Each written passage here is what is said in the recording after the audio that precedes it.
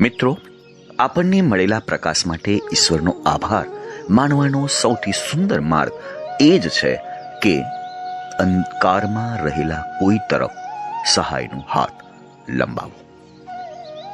એક રાજા હતો.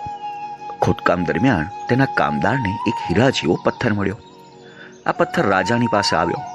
રાજાએ નિષ્ણાતોને બોલાવ્યા, પણ હીરાની પરખ થઈ શકી નહીં. એટલે રાજાએ એક દિવસ ઢંઢેરો પીટાવ્યો કે જે કોઈ આ પથ્થરને ઓળખ કરશે એને મોટું ઇનામ. દિવસ નક્કી થયો. પથ્થરની સાચી ઓળખ કરી શકનાર કોઈ મળ્યું નહીં.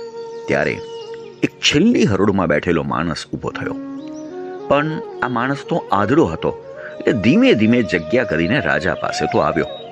બાજુમાં પડેલા પથ્થરને સ્પર્શ કર્યો અને કહ્યું કે આ તો પથ્થર નથી, આ સાચો હીરો છે.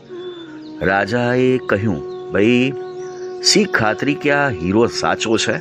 ત્યારે પેલા વ્યક્તિએ કહ્યું કે આકાશમાંથી સૂર્યનો તાપ વરસી રહ્યો છે, છતાં આ પથ્થર ગરમ થતો નથી. તેનો મતલબ કે આ સાચો હીરો છે.